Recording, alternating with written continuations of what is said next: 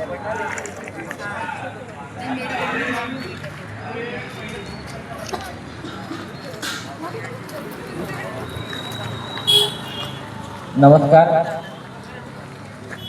आज बेसारा ladies equality रनचं 14व्या क्रमांकाचं training session होतं. आता आपले जे ट्रेनिंग सेशनचे 15 भाग आहेत त्यापैकी फक्त एकच पाऊल आता आपण मागे आहोत. थोडक्यात सांगायचं तर ही सेमीफायनल होती आजची आणि आपल्याला फायनल सुद्धा जिंकायची आहे आणि त्यानंतर ग्रँड फिनाले जो आहे तो 12 तारखेचा तो सुद्धा जिंकायचा आहे. तर आजच्या या विशेष ट्रेनिंग सेशनमध्ये आपल्या बेसारा लेडीज इक्वॅलिटी रनच्या ज्या ऑफिशियल फिजिओथेरपिस्ट आहे, आपण बघतो की आपण इथे आल्यानंतर सकाळी शास्त्रशुद्ध पद्धतीने वॉर्मअप घेतलं जातं. अतिशय बारकावे सांगून आपल्या रनिंगची प्रॅक्टिस आपण केली जाते आणि त्यानंतर तितक्याच शास्त्रीय पद्धतीने स्ट्रेचिंग एक्सरसाइज सुद्धा घेतली जाते. परंतु असं असताना जे नियमितपणे हे शेड्यूल फॉलो करतात त्यांना कदाचित कुठलीही अडचण येणार नाही. परंतु काही धावपटू असे आहेत की त्या दिवशी अचानक ते धावायला येऊ शकतात आणि काही संभाव्य इंजुरी लक्षात घेता आपण आपल्या लेडीज इक्वॅलिटी रन तर्फे फिजिओथेरपीची संपूर्ण टीम तिथे उपस्थित राहणार आहे आणि त्याचं नेतृत्व करणार आहेत डॉक्टर रिया अग्रवाल मॅडम. डॉक्टर रिया अग्रवाल मॅडम या स्वतः फिजिओथेरपिस्ट आहेत भुसावळ शहरात. त्यांचं खूप चांगली अशी प्रॅक्टिस आहे, नावलौकिक आहे आणि त्याचबरोबर गोदावरी फाउंडेशनचं गोदावरी मेडिकल कॉलेज येथे फिजिओथेरपिस्ट डिपार्टमेंटमध्ये त्या असिस्टंट प्रोफेसर म्हणून देखील कार्यरत आहे.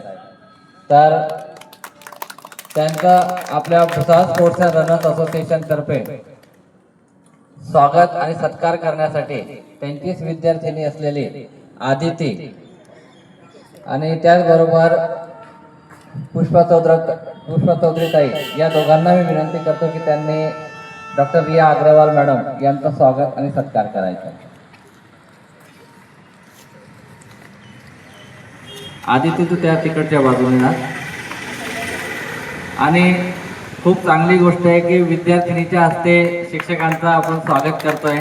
खूप आनंदाची गोष्ट आहे. खूप जोरात टाळ्या वाजून आपण या सत्काराची आणि स्वागताची साक्षीदार होऊया.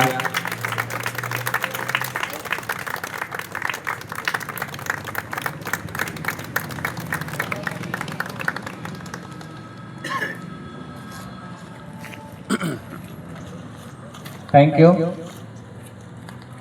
आणि काल ज्यावेळी माझं रिया मॅडम यांच्यासोबत बोलणं झालं तर प्रत्येक लेडीज इक्वॅलिटी रनला आपल्या पार्टिसिपेंटला त्यांचं मार्गदर्शन असतं की वेगवेगळे बारकावे ते समजावून सांगत असतात. परंतु त्यांनी मला काल एक गोष्ट सांगितली की बऱ्याचदा असं होतं की रनिंग करताना एक लहानशी इंजुरी होते किंवा काहीतरी अडचण येते आणि त्यानंतर बऱ्याचशा लेडीज किंवा बरेचसे जेंट्स रनिंग नको, कारण बाहेरचे लोक तेच सांगत असतात की हे आपलं वय नाही. आणि मग ते टाळण्यासाठी पुन्हा ट्रॅकवर येण्यासाठी काय उपाययोजना करायला पाहिजे ते मी सांगू इच्छिते. तर मी आपला अधिक वेळ न घेता डॉक्टर रिया अग्रवाल मैडम आपको रिक्वेस्ट करता हूँ कि आप आज का सेशन शुरू कीजिए. Good morning everyone.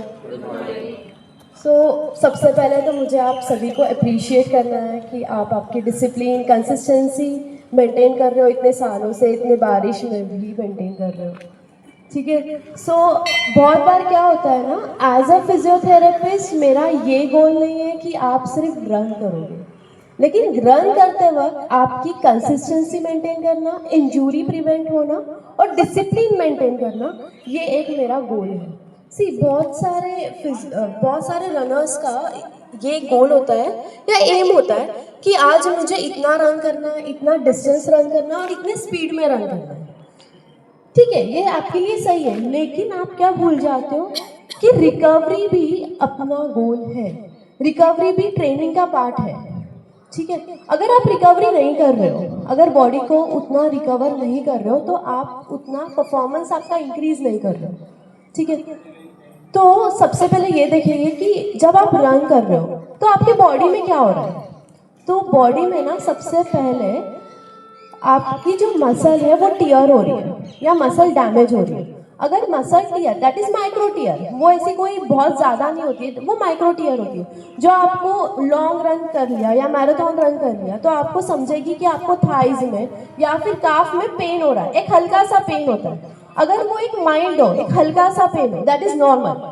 अगर वही पेन बहुत ज़्यादा है जो आप आपकी डेली एक्टिविटीज़ या डेली रूटीन भी आप उसमें फॉलो नहीं कर पा रहे हो, वो एक वार्निंग साइन है, ठीक है। Next is your energy. अभी क्या हो रहा है, अभी आप रन कर रहे हो, रन करके आए हो, तो आपको एक फील होता है कि आपकी एनर्जी डाउन हो रही है। वो डाउन क्यों हो रही है? क्योंकि आपकी जो बॉडी की स्टोर्ड एनर्जी है आप वो यूज़ कर रहे हो। अगर बॉडी की स्टोर्ड एनर्जी आप यूज़ करते हो तो आपको एक फटीग फील होता है, एक लो फील होता है, स्टैमिना लो हो जाता है। उसमें क्या हो रहा है, मतलब एनर्जी आपकी कम हो रही है। Third is flexibility. After running आप स्ट्रेचिंग करते हो। अब स्ट्रेचिंग करने का रीज़न है कुछ, राइट? तो स्ट्रेचिंग इसलिए कर रहे हो कि रनिंग के बाद ना मसल अपने टाइट हो जाते हैं। अगर आप वही सेम मसल टाइट में नेक्स्ट डे रन करने जाओगे तो मसल टियर होगा या मसल इंजरी बढ़ेगा, ठीक है। तो आपको ये ध्यान देना है कि आप स्ट्रेचिंग कर दो, ठीक है। अभी ये कैसे समझे कि आपको रिकवरी क्यों करनी है, ठीक है। तो रिकवरी हम इसलिए करते हैं कि आपका परफॉर्मेंस बढ़े, आपका मसल जो टियर हुआ है, माइक्रो टियर जो बोलते हैं ना, वो माइक्रो टियर क्या होता है ना, एक आप रन करके आए, रन करके आने के बाद आपको 24 टू 48 आवर्स के बाद में आपको एक पेन समझेगा, ये समझा होगा शायद सभी को। तभी पेन नहीं होता है, एक 24 आवर्स टू 48 आवर्स में आपको पेन होता है। यूजुअली आपको थाई एंड काफ में पेन होता है, उसको हम बोलते हैं सोरनेस। तो अगर आप रिकवरी कर रहे हो तो वो सोरनेस भी नहीं होगी, और जो इन्फ्लेमेशन है, जो सूजन हो जाती है कहीं, तो वो भी कम होगी। इससे आपका परफॉर्मेंस और बढ़ेगा। अभी आप ये भी सोच रहे होंगे कि रेस्ट, रिकवरी मतलब रेस्ट, राइट? तो ये ठीक है, रिकवरी मतलब रेस्ट, और रेस्ट से क्या होगा, बॉडी रिपेयर होगी, बॉडी का परफॉर्मेंस बढ़ेगा। लेकिन रेस्ट सिर्फ अगर आपको बोल दिया नहीं आप आज आपको रेस्ट करना है, मतलब इससे बेड पे रहना है, नहीं।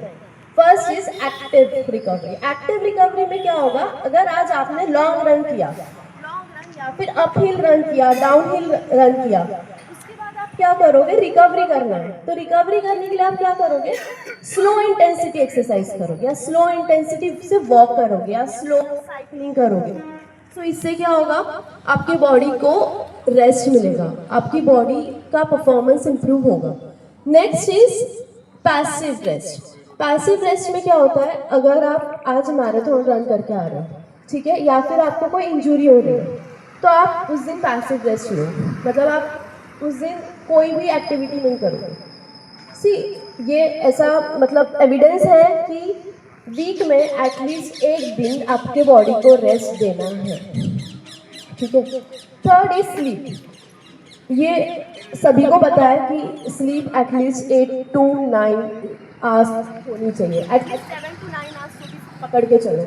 अगर आप स्लीप अच्छी हो रही है तो आपकी रिकवरी ना नींद में भी होती है, ठीक है। नींद में भी रिकवरी होती है, जो अपने हार्मोन्स है वो हेल्प करते हैं टू रिकवर योर बॉडी। अगर आप अच्छे से नहीं सो रहे हो तो आपका रिकवरी इनएडिक्वेट है, मतलब कंप्लीट नहीं हो रही है रिकवरी, तो आपको आप पे भी ध्यान देना है।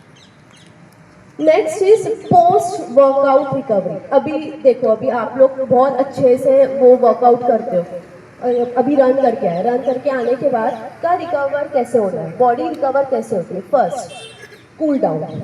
कूल डाउन में क्या करोगे, 15 मिनट्स का आप वॉकिंग कर लो, चलेगा, स्ट्रेचिंग कर लो, ठीक है, जो अभी किया स्ट्रेचिंग कर लो। Third is hydration. Hydration is very very important. यहाँ पे आप ना इलेक्ट्रोलाइट्स भी ऐड कर सकते हो, नॉर्मल पानी पी रहे हो या फिर उसमें इलेक्ट्रोलाइट्स ऐड कर लो, उससे क्या होगा, बॉडी में आपकी क्रैम्प्स नहीं आएंगे, मसल क्रैम्प रिड्यूस होगा। Fourth is sleep.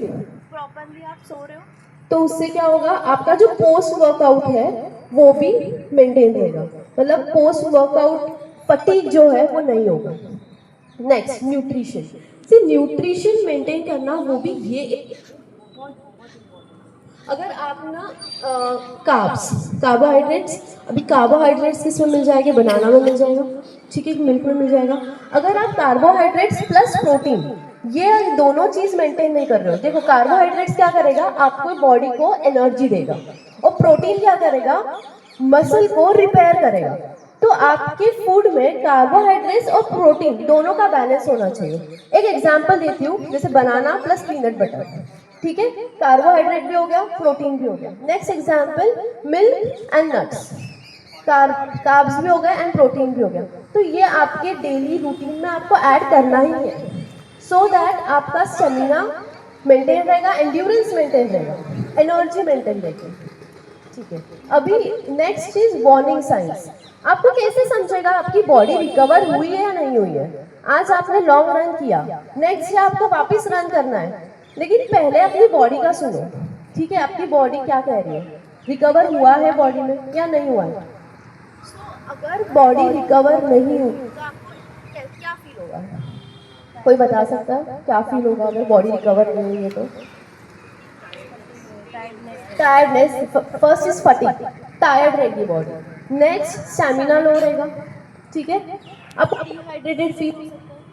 परफॉर्मेंस, जो आपकी एक दिन पहले की परफॉर्मेंस थी, जो आप इतना रन कर रहे थे इतने स्पीड में इतने टाइम में, वो परफॉर्मेंस भी आपका रिड्यूस हो जाएगा। लेग्स में या फिर बॉडी में कहीं हैवीनेस फील होगा, आपको लाइट फील नहीं होगा। इसका मतलब है कि कहीं ना कहीं आपकी बॉडी कुछ तो वार्निंग साइन दे रही है। सबने ना ये सुना होगा, नो पेन नो गेन, अगर पेन नहीं है तो गेन नहीं है, ये सबने सुना रहेगा। लेकिन pain is not always gain, pain हमेशा गेन नहीं देता। पेन कभी कभी ऐसी वार्निंग सिग्नल्स भी देता है, ठीक है, जो हमें समझनी रहती है। जो बॉडी का पेन है या फिर कोई भी वार्निंग सिग्नल्स ना हमें बॉडी से समझता है, तो हमेशा ना अपनी बॉडी की सुनो कि क्या सिग्नल्स मिल रहे हैं, ठीक है। नेक्स्ट चीज कि कुछ ना गोल्डन रूल्स है रनर्स के लिए। So first rule is recovery is your training part, मतलब रिकवरी आप एक्टिव ले लो, पैसिव ले लो या स्लीप ले लो, एक कोई तो रिकवरी का पार्ट ले लो, ठीक है। स्टे हाइड्रेटेड, स्ट्रेचिंग, मतलब रनिंग के बाद ऐसा कोई भी ये मत करो कि हाँ रन हो गया अभी चले जाओ घर पर। Stretching is very very important and don't push your body by limits. मतलब अगर आपको पता है कि आपकी लिमिट इतना है, आपकी फ्रेंड की लिमिट इतनी है, तो आप उसकी वो कॉम्पीट मत करने जाओ, चेक आप आपकी लिमिट देखो, ठीक है। So thank you.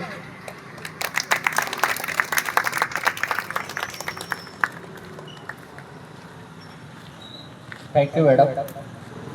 अगर किसी को कोई सवाल पूछना है तो आप पूछ सकते हैं।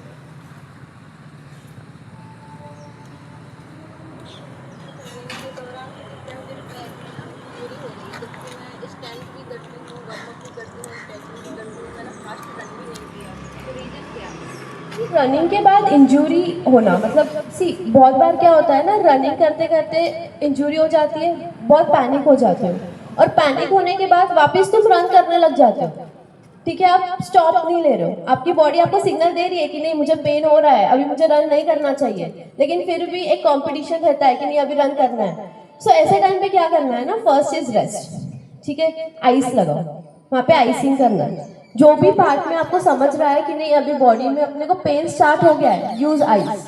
थर्ड इज जेंटल मूवमेंट करो, वो जो एरिया है उसको ऐसा हार्शली मूव नहीं करना है, या फिर कोई आया और सीधा मूव करने लग गया, नहीं, उसको नहीं बोलो, जो भी रहेगा उनको नहीं बोलो कि नहीं इतना हार्शली मूव नहीं करो, और ना जेंटल स्ट्रेचिंग करो। अभी अपन बॉडी को एकदम फुल स्ट्रेचिंग करते हैं, लेकिन आराम से स्ट्रेचिंग करो। सो वो क्या करेगी, आपको इफेक्टिव रहेगी।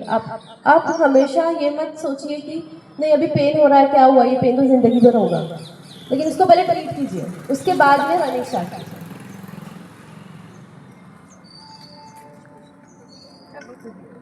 ऐसे हम लोग कभी रनिंग करते हैं, कभी जुम्बा करते हैं, यानी एक्टिविटी हम लोग फिजिकल एक्टिविटी करते हैं, तो इज इट एडवाइजेबल कि हम पहले फिजियोथेरेपिस्ट के पास जाएं, हमारा पहले कितना स्टेमिना है, मसल स्ट्रेंथ कितनी है, और उस प्रकार से हमने करना है, या रनिंग भी पहले मतलब which muscle we should use, कि वो देखना जरूरी है कि डायरेक्टली हम लोग कोई भी एक्टिविटी ऐसे आपको पता है आप आपका एंड्योरेंस चेक कर सकते हो, आपके एज से 220 इंटू एज, और उसका 60% आपको वर्कआउट करना है। एक उसका फॉर्मूला है जिससे आप आपका खुद का एंड्योरेंस चेक कर सकते हो कि आपका एंड्योरेंस क्या है, आप कितना भागोगे।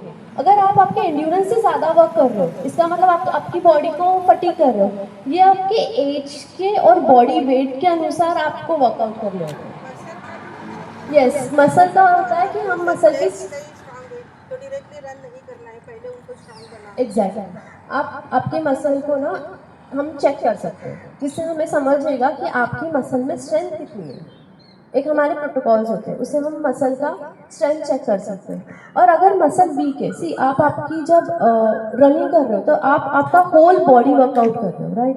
और अगर आपके पैर में कोई भी एक मसल में भी स्ट्रेंथ नहीं रहा, इसका मतलब ये होता है कि कहीं ना कहीं कुछ तो प्रॉब्लम्स आएंगे बॉडी में। अभी नहीं आ रहे, injury after some time injury आ सकती है।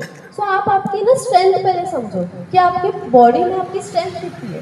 So afterwards you carry on for all your activities. उसको ऐसे कोई है कि हम घर पे देख सकते हैं या सम इजी तरीका, नो, जैसे कोई बोलता है कि जैसे you are sitting down and getting up without any support, तो वो एक आपका स्ट्रेंथ बताएगा उस टाइप। नहीं, हर मसल का, हर एक छोटी मसल का भी ना स्ट्रेंथ चेक कर सकते हैं।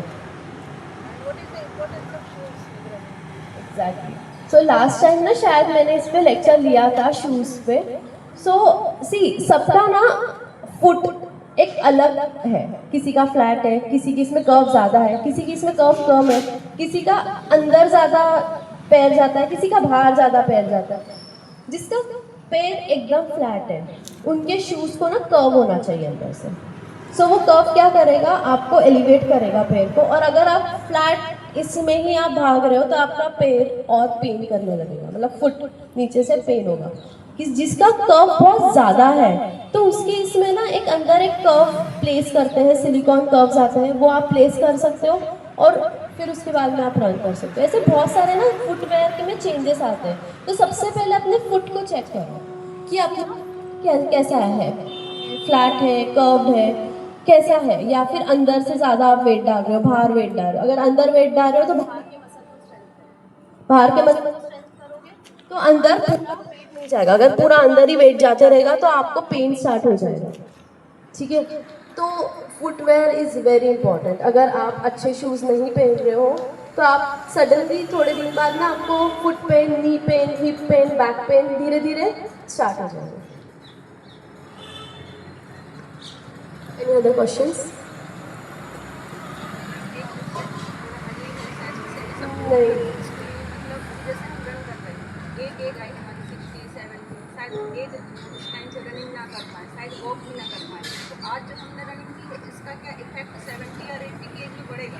यस, बिकॉज अगर अभी आप रन कर रहे हो तो आप आपका मेटाबॉलिक एज को मेंटेन कर रहे हो। अगर मेटाबॉलिक एज अभी से मेंटेन है तो आप आगे क्या कर सकते हो, अभी आप हाई इंटेंसिटी वर्कआउट कर रहे हो, आगे जाके आप लो इंटेंसिटी पे शिफ्ट हो जाओगे, ठीक है। लेकिन कुछ ना कुछ वर्कआउट चल रहा है। वर्कआउट में मैंने लास्ट टाइम बताया था एक warm up, cool down, conditioning. तो वार्म अप कर लिया, वार्म अप करने के बाद में आपने कंडीशनिंग में स्लो साइकिलिंग कर लो, सिर्फ स्ट्रेंथनिंग भी कर लो। ज़रूरी नहीं कि सिर्फ रनिंग ही है जो आपको 60s में करोगे, हाँ जब भी करोगे तो आप सिर्फ नॉर्मल मैट एक्टिविटीज़ कर लो, ठीक है। ऐसा नहीं है कि हाई इंटेंसिटी करना है। सिर्फ हर एज के लिए ना एक फिट प्रिंसिपल होता है, हर एज के लिए एक प्रिंसिपल बना हुआ है कि आप ये एज में कौन सी एक्सरसाइजेज ज़्यादा करोगे, ये एज में कौन सी एक्सरसाइज करोगे, ये एज में कौन सी एक्सरसाइज करोगे। ये सब ऑलरेडी बनी हुई है, बस आपको पता होनी चाहिए कि हम ये एज में तो अभी हमें कौन सी एक्सरसाइज करनी है।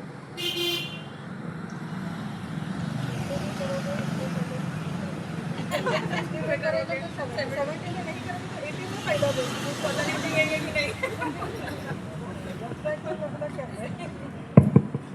बहुत बहुत धन्यवाद मैडम, बहुत अच्छी तरीके से आपने सारी चीज़ें बताई और जो सवाल हमारे पार्टिसिपेंट ने पूछे उनको भी सही तरीके से समजाया। मी फक्त पार्टिसिपेंटला एकच सांगू इच्छितो, लेडीज पार्टिसिपेंट्सला, की या रनिंगचा आणि आपल्या लेडीज इक्वॅलिटी रनचा आयुष्यात फायदा एकच करायचा आहे की तुमच्या सुनबाई किंवा तुमचे नातू येतील ना, त्यांचा सुद्धा स्वयंपाक आणि सगळे कामं तुम्हीच करायचे. त्यांना हे बघा, त्यांना तुमच्यावर त्यांना माझं ऐका पुढे. आयुष्यात आपण म्हणतो ना इंडिपेंडंट व्हा, पण मी त्याच्या विरुद्ध सांगतो, तुमच्यावर डिपेंड ठेवा लोकांना. त्यामुळे आपलं महत्त्व कायम असतं आणि तुम्ही दुसऱ्यावर मुळीच डिपेंड राहू नका. हे लक्षात घ्या, तुमच्यावर अवलंबून ठेवा त्यांना.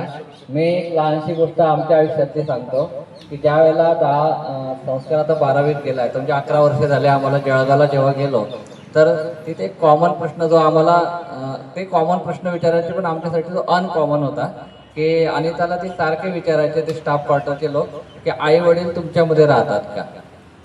मग ती सांगायची की नाही, आम्ही आई वडिलांमध्ये राहतो, आम्ही त्यांच्याकडे राहतो. कारण ते नवीन नवीन होतं, त्यामुळे त्यांना माहीत नव्हतं आम्ही एकत्र फॅमिली वगैरे असं. तर एक सांगायचा उद्देश हा की तुमच्यावर त्यांना अवलंबून ठेवा आणि मग प्रेमसुद्धा वाढतं, कौटुंबिक संबंध चांगले होतात. हे सगळी गोष्ट तुमच्या फिटनेसवरच अवलंबून आहे आणि ती फिटनेस एका दिवसात होत नाही, ती डे बाय डे ती वाढवायची आहे. त्यामुळे रीना मॅडम, जसं ज्या पद्धतीने तुम्ही, जैसे आप जो यात्रा करो आते हैं ना, वहाँ पे उनको खाना परोसते, खाना बनाते, खुद आपके सहेलियों के साथ में लेके, वो 80 साल की उम्र में भी आपने करना है. हाँ हाँ, तो इसी आशा के साथ आज का सेशन हम संपन्न करते हैं. संडे का जो 15 नंबर का ट्रेनिंग सेशन रहेगा, that will be the last. और उस दिन शायद हम टी शर्ट और मेडल का अनवीलिंग भी करेंगे गेस्ट के साथ.